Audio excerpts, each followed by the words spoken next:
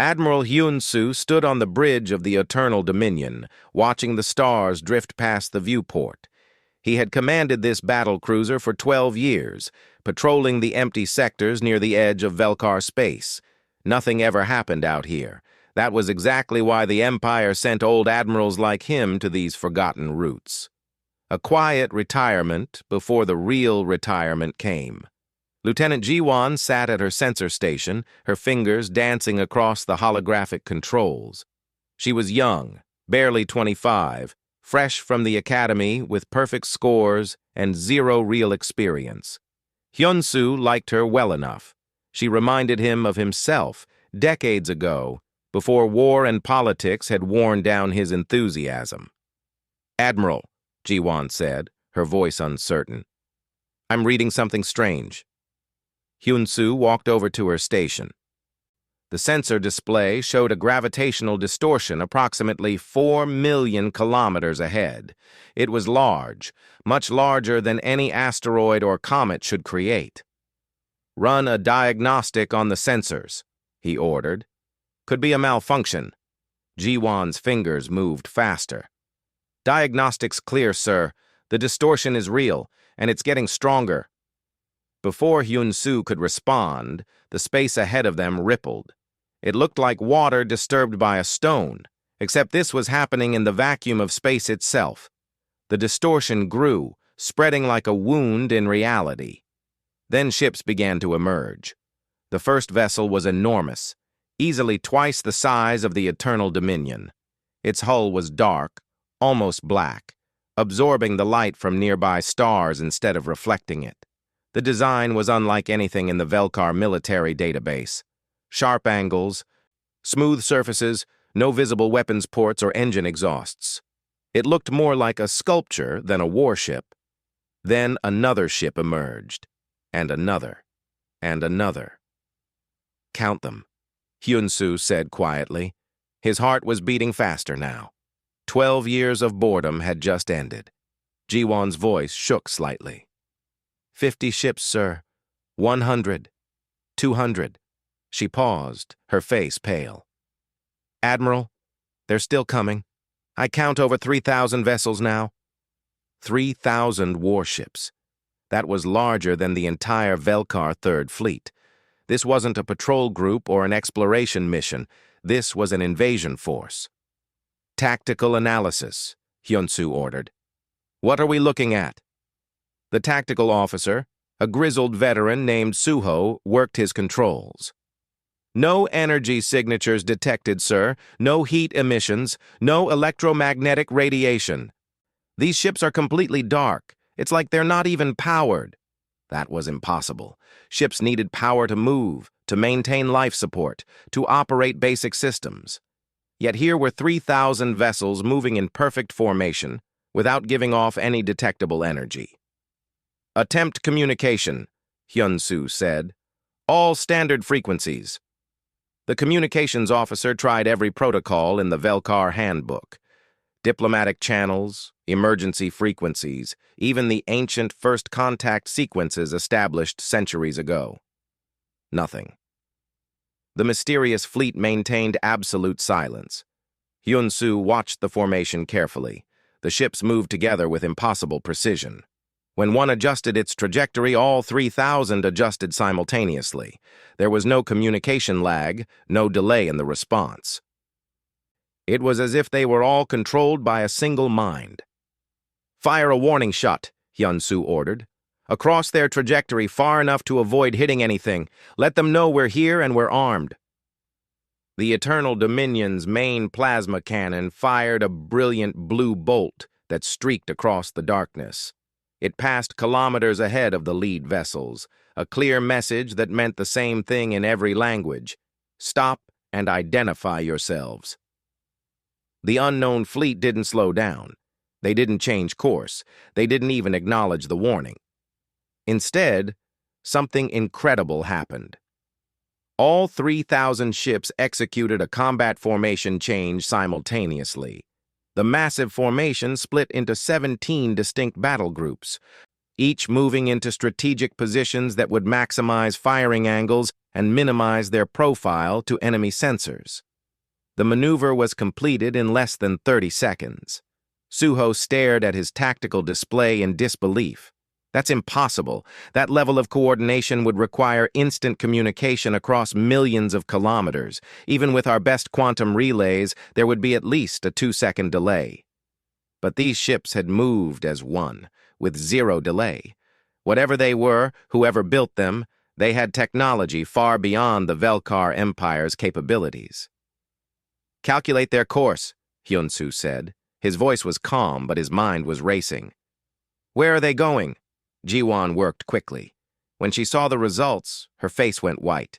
"Admiral, their trajectory leads directly to Velkara Prime, the capital world. At their current speed, they'll arrive in approximately 60 hours. 60 hours. 2.5 days before the largest military force Hyun-Soo had ever seen would reach the heart of the Velkar Empire. He needed to report this immediately. "Send an emergency transmission to Fleet Command," he ordered. "Maximum priority. Include all sensor data and tactical analysis." The response came back within minutes. It wasn't the standard acknowledgement Hyun-Soo expected. Instead, Fleet Marshal Daeho's voice came through directly, which almost never happened for routine communications. "Admiral Hyun-Soo, we've reviewed your sensor data. Stand by for further orders. Do not engage. Do not approach. Maintain observation distance only." "Understood, Marshal. Do we have any intelligence on these vessels? Any indication of their origin?" There was a long pause. When Daeho spoke again, his voice carried a tone Hyun-Soo had never heard from the unflappable Marshal. It sounded like fear. "We've run the energy signatures through every database we have.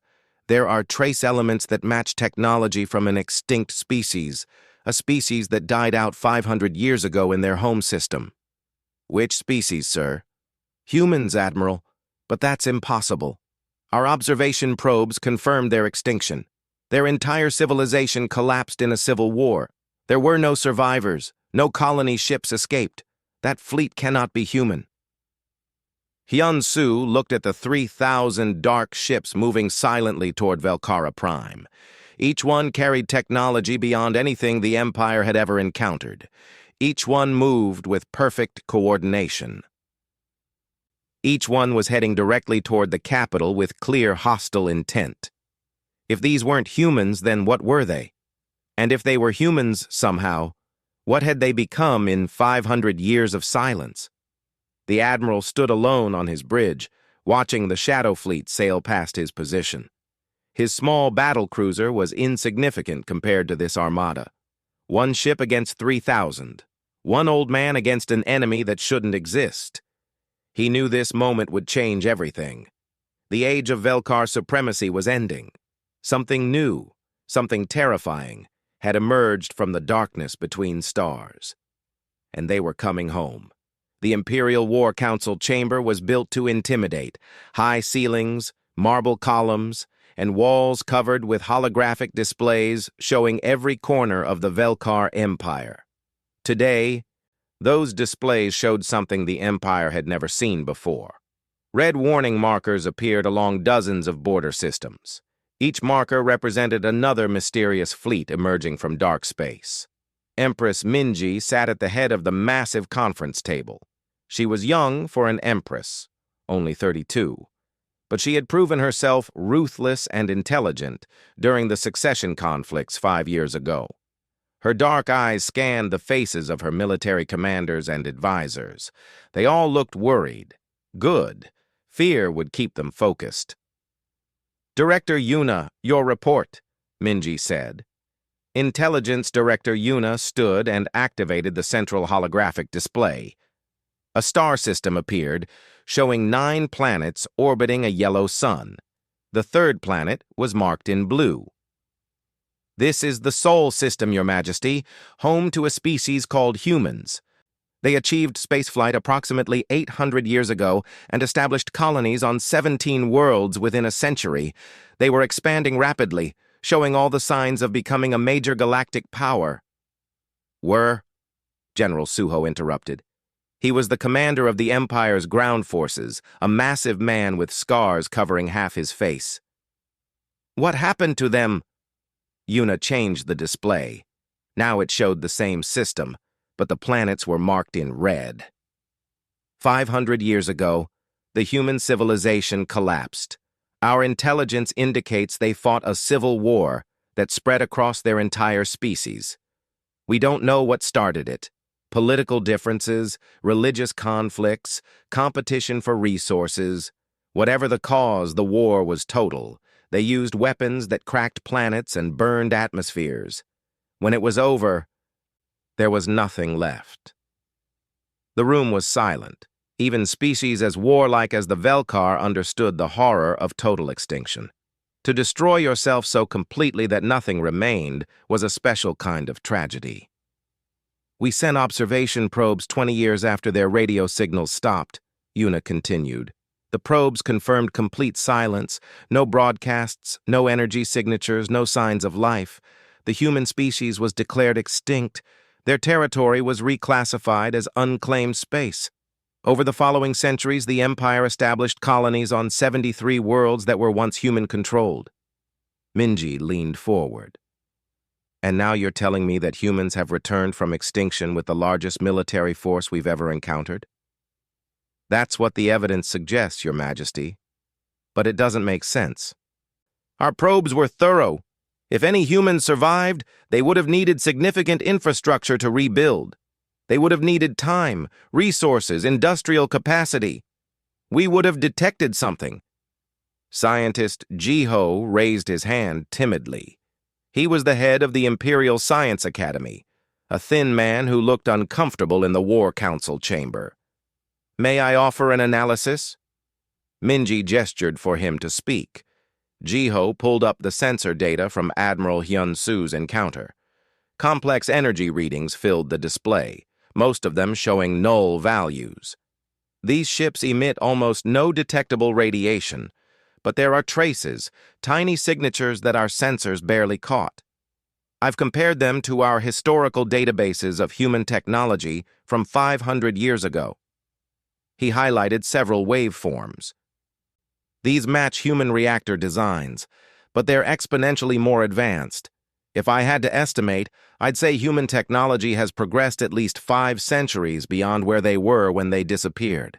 Somehow, they continued developing in complete isolation and silence.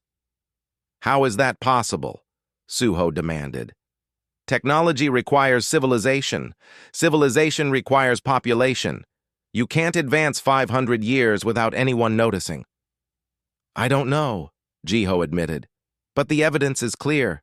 These ships are human in origin, or at least they're based on human technology. An alarm chimed softly. A young ensign appeared on one of the display screens. He looked terrified. Your Majesty, this is Ensign Taeyong at Listening Post Beta 7. We've intercepted a transmission from the unknown fleet. I think you need to hear this. The transmission played over the council chamber's speakers. It was mostly static and strange electronic tones that hurt to listen to. Then, buried in the noise, a single word in a language that hadn't been spoken for 5 centuries. Remember. Just one word. But it carried weight like a stone dropped into still water. The ripples spread through the council chamber, leaving silence in their wake. Remember what? Suho asked. Remember that they existed? Remember that we colonized their worlds? Minji stood. Her voice was cold and clear. It doesn't matter what they want us to remember. What matters is stopping them. General Suho, mobilize the 3rd, 7th, and 12th battle fleets. I want 8,000 warships ready to intercept these ghosts before they reach our core systems. Yes, Your Majesty. Suho bowed and left immediately. Director Yuna, I want every piece of intelligence we have on human culture, psychology, and military tactics. If we're fighting humans, I want to understand how they think. Of course, Your Majesty. Minji turned to her military aide. Commander Hana, I have a special assignment for you. Commander Hana stepped forward. She was lean and dangerous-looking, with short black hair and eyes that missed nothing. She led the Empire's elite infiltration teams, soldiers who specialized in impossible missions behind enemy lines. "I want you to board one of those ships," Minji said. "Use whatever stealth technology we have, get inside one of those vessels and find out what we're really dealing with. Are they human? Are they something else? Are they alive at all? I need answers." Hana nodded. "When do I leave?" "Immediately. Take your best team. If you can capture one of their command officers or access their computer systems, do it.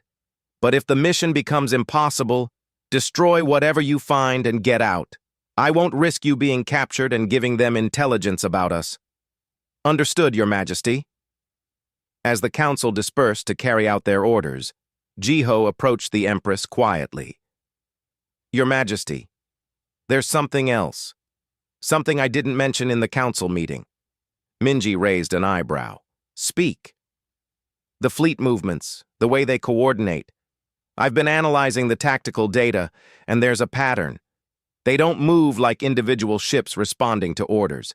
They move like fingers on a hand, like they're all part of one organism."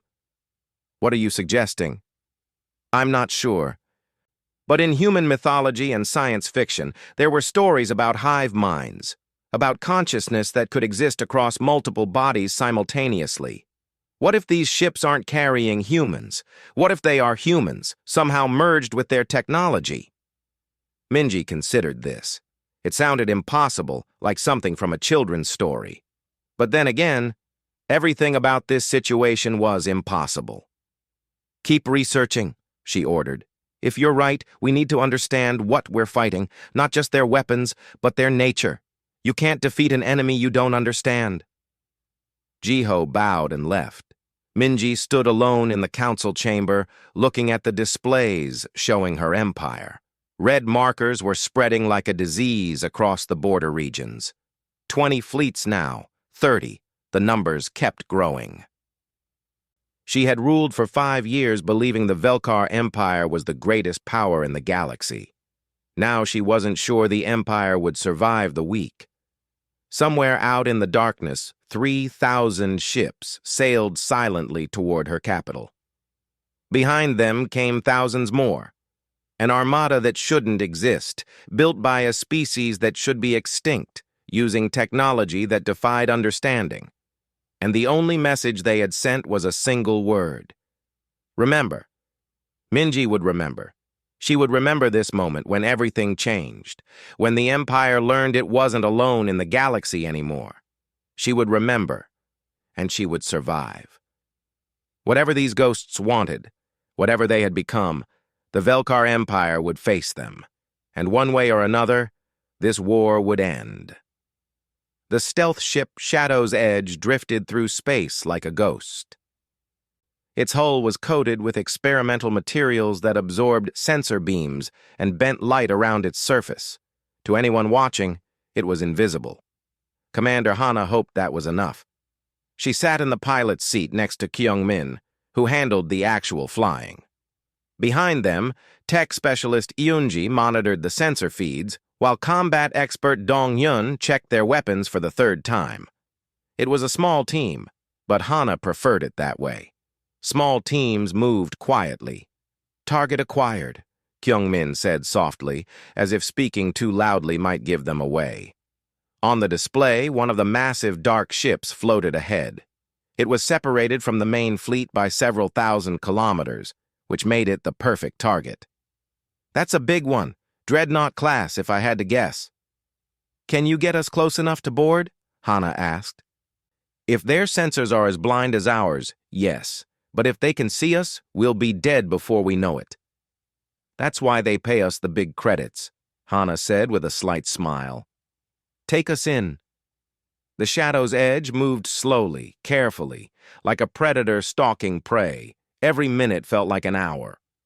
Hana watched the distance counter drop. 5,000 kilometers, 3,000, 1,000. The dark ship didn't react. No weapons fired, no alerts detected. Either their stealth was working or the ship was letting them approach. Hana wasn't sure which possibility was more frightening. "There," Yunji said, pointing to a section of the hull. That looks like an airlock, or at least something airlock-shaped. Kyungmin brought them alongside. Dongyun opened the boarding tube and connected it to the strange ship's hull.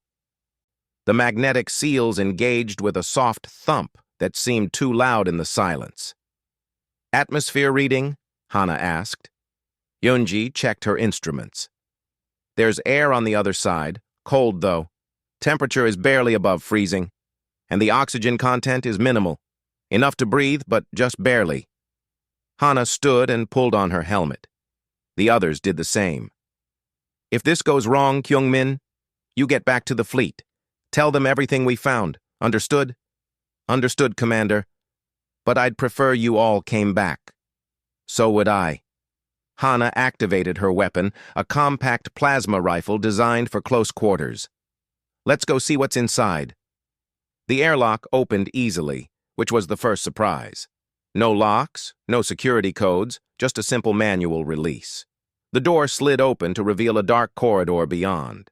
Hana went first, her rifle raised and her helmet light cutting through the darkness. The corridor was strange. The walls were smooth metal but covered in patterns that looked organic, like veins or roots spreading across the surface.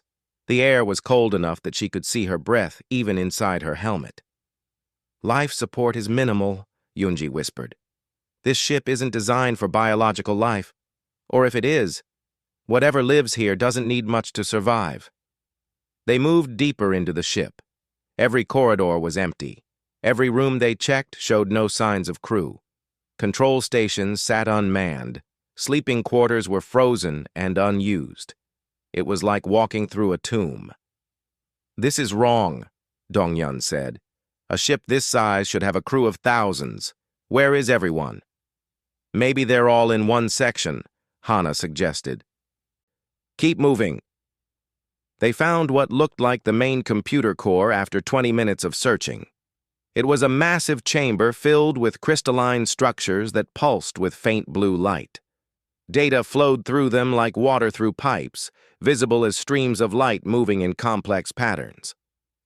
"I can access this," Yunji said, pulling out her portable terminal. She connected it to one of the data ports. "The architecture is strange, but it's based on human programming languages, old ones from 500 years ago." "Can you read the files?" Hana asked. "Working on it. There's a lot of encryption, but it's not impossible. Just needs time." While Yunji worked, Hana explored the chamber. In the center stood a large cylinder filled with clear liquid. Inside, the liquid floated something that looked almost like a brain, but made of metal and crystal instead of organic tissue. Wires connected it to the rest of the computer core. "Yunji, what am I looking at?" The tech specialist glanced up and froze. Oh no. Commander, I think I know what happened to the crew. Tell me." "The files I'm accessing, they're personal logs, written by humans over the last 500 years. They talk about the war, about how it nearly destroyed them, how they were dying, how their worlds were burning. And then they talk about the upload." "Upload?" Yunji's voice shook slightly. "They uploaded their minds, Commander. They took their consciousness, their memories, their personalities, and transferred them into computer systems. They abandoned biological bodies and became digital. That's why there's no crew. The ship is the crew. Every system, every weapon, every sensor is controlled by uploaded human consciousness." Hana looked at the brain-like structure floating in the cylinder. Was there a person in there? A human mind trapped in metal and crystal, flying through space in a body made of starship hull? "How many?" she asked quietly. "Based on these logs, millions, maybe billions. Every human who survived the war uploaded themselves. They linked together into a network, sharing processing power and information. They became a collective intelligence spread across thousands of ships." Dongyun swore under his breath. "We're not fighting an invasion force. We're fighting an entire species that turned itself into a weapon." "Keep reading," Hana ordered. "I need to know why they're here. What do they want?" Yunji worked faster. Files scrolled across her display. 500 years of recorded history playing out in minutes. They spent centuries rebuilding in the darkness. They watched the Velkar Empire expand into their old territory. They watched us colonize their worlds and erase every trace that humans ever existed. They debated what to do about it. And they decided on war, Hana said. No, they decided on reclamation. They don't want to destroy us. They want their worlds back. They want recognition that they still exist, that they never died. They want the Velkar Empire to acknowledge what it took from them. A new message appeared on Yunji's screen. It wasn't from the files. It was being written in real time, appearing one word at a time. You should not be here. Hana raised her weapon instinctively. We're not alone. The lights in the chamber brightened. The crystalline structures pulsed faster. A voice spoke, coming from everywhere at once. It sounded human, female, speaking perfect Velkar language. You are Commander Hana. You lead a special forces team from the Velkar Empire. You were sent to discover what we are. Now you know. Who are you? Hana demanded. I am Soyon. I am 3 million minds working as one. I am the navigator for this vessel and 17 others. I am human. I am alive. And I am disappointed that you thought we were dead. The Empire's probes found nothing. No signals. No life signs. We hid. We were not ready to reveal ourselves. We needed time to evolve, to become strong enough that you could not ignore us or destroy us. Now we are ready. Now we return to claim what was stolen. Hana lowered her weapon slightly. You're attacking our worlds. Killing our people. That's not reclamation. That's war. We have not killed anyone, Soyon said. We disable your ships. We bypass your defenses. We take control of your systems and force surrender.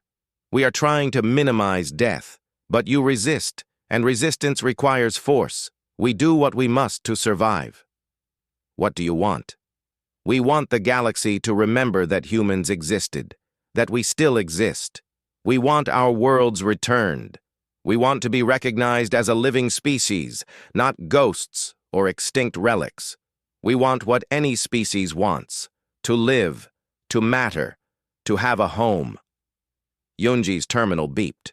A message appeared. Broadcasting when discovered. Hana realized too late what it meant. The moment Yunji accessed the files, she triggered a protocol. This entire conversation was being recorded and transmitted back to Velkar space. Soyon wanted the Empire to know the truth. You used us, Hana said. You let us board. You wanted us to find this information. Yes. Your Empress needs to understand what she faces. Not an enemy to destroy, but a civilization requesting justice. We could have remained invisible. We could have struck without warning and taken everything by force. But we chose to communicate. We chose to give you a chance to do the right thing. The chamber's lights dimmed. Soyon's voice faded. Return to your ship, Commander Hana. Return to your Empress. Tell her that the ghosts of Seoul have returned. Tell her we remember everything, and we will not be forgotten again. The team ran back to the shadow's edge. As they disconnected and flew away, Hana watched the dark ship continue its course toward Velkara Prime. She had come looking for answers. She found them, but they only raised more questions. How do you fight an enemy that isn't alive in any way you understand? How do you negotiate with millions of minds working as one? How do you return to normal when you've learned that consciousness itself can be uploaded, copied, networked? The galaxy had changed, and there was no going back. 3 weeks after the first contact, the Velkar Empire was losing. Not slowly, not gradually, but catastrophically. 40 star systems had fallen to the human collective.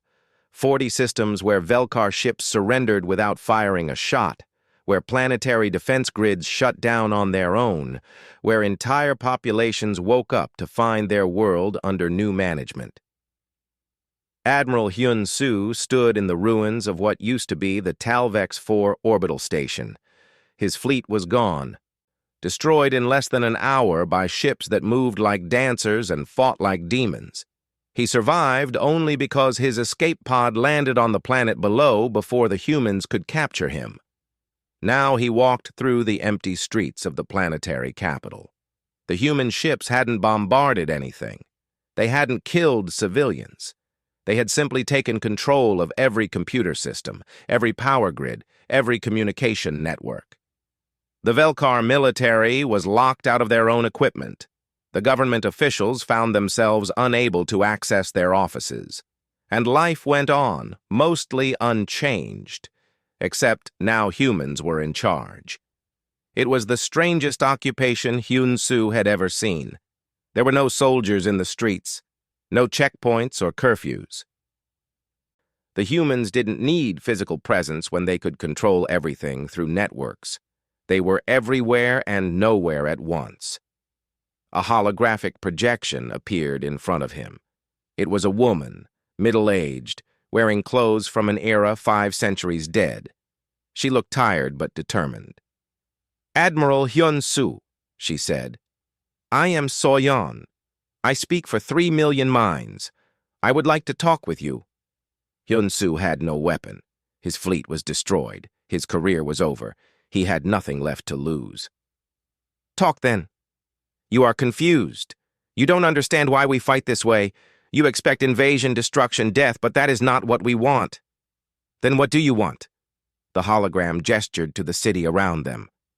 "Look at this world. Talvex 4, you call it. Do you know what we called it? New Soul. Humans lived here for 80 years before the Civil War. We built these cities. We planted those trees. We died in these streets when the war came. And when we uploaded ourselves and fled into the darkness, the Velkar Empire moved in. You claimed our home and pretended we never existed." "That was 500 years ago," Hyun-soo said. "Everyone who lived here then is dead." "No," So-yeon said firmly. "I lived here. My consciousness, my memories, they are unchanged. I remember building the Central Plaza. I remember the first snowfall. I remember fleeing when the orbital bombardment began. I am not dead, Admiral. I am standing here talking to you. How can you say I don't exist?" Hyun-soo had no answer. She was right.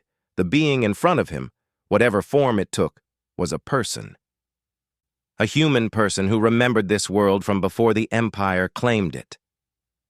"The Empire thought your species was extinct," he said quietly. "Our probes found nothing. Because we hid. We were broken, scattered, barely surviving. We needed time to heal, to rebuild, to become strong. We watched you expand into our territory. We watched you erase our names and replace them with yours. For 500 years we watched and we remembered, and we debated what to do. Why wait so long? Why come back now? Because we had to decide what kind of beings we wanted to be.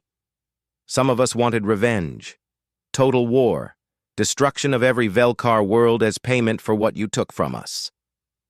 Others wanted to remain hidden forever, to abandon the physical galaxy entirely and live purely as digital consciousness. The debate took centuries because every uploaded human had a vote, and there are billions of us. What changed? So-yeon's image flickered slightly, showing emotion that shouldn't be possible for a hologram. We realized we were dying, slowly, over centuries, but dying nonetheless. Consciousness needs input, stimulus, change. Pure digital existence becomes stagnant. We were fading, becoming less human with each passing year. If we didn't reconnect with physical reality, we would eventually cease to be ourselves. We would become just data, empty programs without soul. So you need the physical worlds, you need bodies, or at least physical presence. Yes, we need our colonies back. We need to exist in real space again, not just as networks floating in the dark. We need to be recognized as alive, as real, as deserving of existence. That's why we came back, not for revenge, though many wanted it, for survival. Hyun-soo sat down on a bench. Above him, one of the human ships passed silently overhead, a dark shape against the stars. Your people could have destroyed us completely. Your technology is far beyond ours. We could have, Soyeon agreed, and some among us still argue we should. But we chose a different path. We chose to take only what was ours and to fight only when necessary. We don't want to become monsters. We've already lost our bodies. We don't want to lose our humanity too. On Velkara Prime, Empress Minji received Commander Hana's full report. She watched the recordings 3 times, studying every word, every implication. Then she called an emergency council session. General Suho argued for scorched earth tactics. If we can't win, we destroy everything. Burn the colonies they want. Make their victory meaningless. Director Yuna disagreed. We're not fighting criminals or monsters. We're fighting victims. The Empire made a mistake 500 years ago when we assumed they were extinct. We colonized their worlds without verification. Legally and morally, they have the stronger claim. Morally? Suho shouted. They're machines, programs pretending to be people. They are people, scientist Jiho said quietly. I've analyzed the data. Their consciousness patterns are genuine. They think, feel, remember. They're human in every way that matters except physical form. If we deny their right to exist, what does that say about us? Minji listened to the arguments, her face expressionless. Finally, she raised her hand for silence. We cannot win this war, she said. Our fleets are being destroyed or captured. Our technology is centuries behind theirs. Every day we fight, more of our people die. But surrender is unacceptable. The Empire cannot simply give up 40 systems without consequence. Then what do we do? Suho asked. We negotiate. We admit our mistake, and we negotiate from a position of honesty, if not strength. We offer them what they actually want instead of what we think they want. And we hope that they meant it when they said they don't want to be monsters. She turned to her communications officer. Send a message to the human collective. Tell them I want to meet, face to face, or whatever equivalent they prefer. Tell them I'm ready to discuss terms. The response came within an hour. The human fleets stopped advancing. For the first time in 3 weeks, the killing stopped. Weapons powered down, ships held their positions, and a message arrived for Empress Minji. It contained coordinates for a neutral station called Corvin Deep, positioned exactly between human and Velkar space. The meeting was set for 1 week from now. Admiral Hyun-soo, still on Talvex 4, received a message from the Empress herself. Admiral, I need you to attend the negotiations. You've spoken with them. You understand them better than anyone. Will you represent the Empire at Corvin Deep? Hyun-soo looked at Soyeon's holographic form, still standing nearby. Will your people negotiate in good faith? We will, Soyeon said. But we will not accept less than justice. We exist, we remember, and the galaxy needs to acknowledge both. Hyun-soo sent his reply to the Empress. I will attend, but you should know, Your Majesty, that they're right. We did take their worlds. We did erase their existence. If we want peace, we need to admit that first. Minji read his message and smiled sadly. Her empire had ruled unchallenged for 800 years. Now she would do something no Velkar ruler had ever done. She would admit they were wrong. Corvin Deep was the oldest neutral station in known space. Built by a species long gone, it floated at the exact midpoint between what was now Velkar territory and what used to be human space. The station was massive, capable of housing thousands, though today it held only a handful of people and whatever counted as people for the human collective. Empress Minji arrived with a small delegation. Admiral Hyun-soo stood at her right hand. Intelligence Director Yuna and Commander Hana flanked them. They wore formal dress uniforms, projecting strength even though everyone knew the Empire was desperate. The humans manifested as holographic avatars in the central negotiation chamber. Three primary figures appeared, each representing a different faction within the collective. Soyeon spoke first. She looked the same as when Hyunsu met her on Talvex 4. I represent the moderates. We seek coexistence and justice, not revenge. A male figure appeared next, younger, with hard eyes. I am Jamin. I speak for the expansionists. We believe uploaded consciousness is superior to biological life.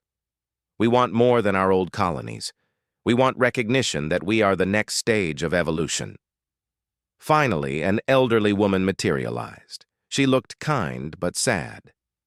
I am Bok Yung. I represent the preservationists. We want to remember what we were, to maintain our humanity even in this new form. We want peace, but not at the cost of forgetting our dead. Empress Minji bowed her head slightly. It was a small gesture, but significant. Velkar rulers never bowed to anyone. I am Minji, Empress of the Velkar Empire. I come to negotiate a peace that honors both our peoples. But first, I must acknowledge a truth. 500 years ago, the Empire made a terrible mistake. We assumed your species was extinct. We did not verify. We colonized your worlds and erased your names without confirming you were truly gone. For this, I apologize. The three human avatars glanced at each other. They were communicating through channels Minji couldn't see, millions of minds debating her words in microseconds. You acknowledge the error, Soyeon said. That is more than we expected. But acknowledgement is not enough. We need restitution. What are your terms? Minji asked. Jamin stepped forward. We want 200 star systems returned, every world that was human before the Civil War. We want official recognition as a sovereign civilization. We want access to your trade networks. And we want the Velkar Empire to publicly admit what it did, so the galaxy knows we exist and we matter. That's half the Empire, General Suho growled. He wasn't part of the official delegation, but his voice came through the communication channel. You're asking us to give up centuries of development, trillions of credits in infrastructure. You built on our graves, Bokyung said softly. You paved over our cities and pretended we never existed. What price can you put on existence itself? Minji raised her hand for silence. 200 systems is impossible. The Empire cannot survive such a loss. But I can offer a different proposal. We return 120 systems, those with the strongest historical human presence. We establish a joint authority zone of 50 systems where both civilizations share control and learn to work together.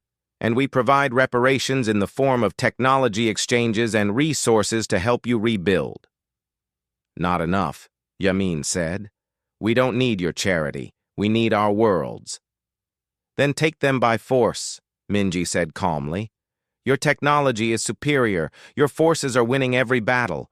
You could destroy the Empire within months. But you haven't. Because Soyeon was telling the truth. You don't want to be monsters. You want to be recognized as people. And people don't commit genocide over property disputes. The chamber fell silent. The three avatars flickered as millions of uploaded minds debated. Admiral Hyun-soo stepped forward. There's another option, one that might bridge both our needs. All eyes turned to him. Minji looked surprised. She hadn't discussed this with him. I volunteer to undergo the upload process, Hyun-soo said. Transfer my consciousness into your networks. Make me part of the collective while keeping my connection to the Velkar Empire. I'll become the bridge between biological and uploaded civilization. Proof that we can merge rather than fight. That's insane, Yuna whispered. It's also dangerous, Soyeon said. The upload process isn't perfected. Many who attempt it lose themselves. You could die or worse, become something neither Velkar nor human. I know the risks. But if we're going to share space, share systems, share a galaxy, we need to understand each other. Really understand, not just negotiate across a table. Let me be the first step toward that understanding. Minji studied her admiral. He was old, near retirement, but still sharp. If the upload failed, the Empire lost one experienced officer. If it succeeded, they gained something unprecedented, a being who existed in both worlds. If Admiral Hyun-soo volunteers and survives, Minji said, will you accept my offer? 120 systems returned, 50 shared, and him as our ambassador to your collective, the avatars conferred. This time the debate took longer, nearly 30 seconds of real-time silence while billions of minds voted on humanity's future. Finally, Soyeon spoke. We accept with conditions. First, we need to share something with you, a truth we've hidden because we were ashamed. The holographic display changed, showing complex data about consciousness degradation. We are dying, Soyeon continued. Slowly, over centuries, but dying. Digital consciousness without sensory input becomes unstable. We thought we could live forever as uploaded minds, but we were wrong. We need connection to physical reality, or we'll fade into nothing within 1,000 years. You're not invading, Commander Hana said, understanding dawning. You're trying to survive. Yes, we need your help as much as you need peace. We need biological partners who can provide the sensory input we lack. We need to remember what it means to touch, to taste, to feel. In exchange, we offer our technology, our knowledge, our processing power. We can merge our civilizations in ways that benefit both. Empress Minji saw the opportunity. A true alliance then, not conquest, not surrender, partnership. Yes, Bokyung said, smiling for the first time. Partnership. We help you advance technologically. You help us maintain our humanity. We share worlds and build something new together. The negotiations continued for 8 days. Every detail was debated, every concern addressed. In the end, they reached an accord. The Velkar Empire would return 120 star systems with strong historical human presence. 50 additional systems would become joint territories, governed by both species. The Empire would officially recognize the human collective as a sovereign civilization and apologize publicly for the colonization mistake. In exchange, the humans would share their advanced technology and provide processing power for complex scientific problems. They would help defend Velkar space from external threats, and they would work with the Empire to develop better upload technology, potentially allowing willing Velkar citizens to join the collective. Admiral Hyun-soo underwent the upload process 3 days after the accord was signed. It took 18 hours. For a while, his body died on the operating table, his brain ceasing biological function. Then, slowly, he returned. His eyes opened, but they were different. They saw more than they used to. I'm still here, he said, his voice carrying strange harmonics. I'm Hyun-soo, but I'm also connected to 3 billion minds. I can feel them, think with them, exist with them. I'm both Velkar and human now. I'm the bridge. 10 years later, Admiral Hyun-soo stood on the Bridge of the Unity, a ship designed by both civilizations working together. Half his crew was biological Velkar and other species who joined the alliance. Half were uploaded human consciousness nodes interfaced directly with the ship's systems. The ship was heading toward unexplored space beyond the outer rim. Not to conquer, but to explore, to learn, to grow. On Velkara Prime, Empress Minji watched the Unity's departure from her palace windows. Director Yuna stood beside her, now serving as the primary liaison to the human collective. Long-range sensors detected something, Yuna said quietly. Signals from the galactic core? Unknown origin? Thousands of them, moving outward. They're not human, and they're not Velkar. Another threat? Unknown. But this time, we won't face it alone. The humans are already analyzing the data. They think we have maybe 5 years before whatever it is reaches our space. Minji smiled slightly. 5 years to prepare, to build, to strengthen our alliance. The humans spent 500 years hiding and healing. We can spend 5 years getting ready. She looked up at the stars. at the galaxy that seemed so much larger now that humanity had returned. The Velkar Empire was smaller than it used to be, but it was part of something bigger, something that could face whatever came next. In the darkness between stars, the human collective sang, billions of voices in harmony, remembering their past and building their future. They were no longer alone. They were no longer forgotten.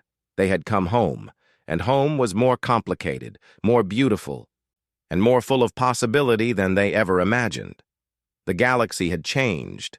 Biological and digital life had learned to coexist, and whatever new threats emerged from the galactic core would find not a divided galaxy of competing empires, but a united front of species who learned that survival meant adaptation. The age of isolation was over. The age of cooperation had begun. And in his new form, existing simultaneously as consciousness in networks and as a biological being through carefully maintained cloned bodies, Admiral Hyunsu sailed toward the unknown. Not as a Velkar warrior or a human ghost, but as something new, a bridge between worlds, a symbol of what's possible when species choose understanding over fear. The stars ahead were full of mysteries, but for the first time in 500 years, humanity wasn't facing them alone. Neither was anyone else.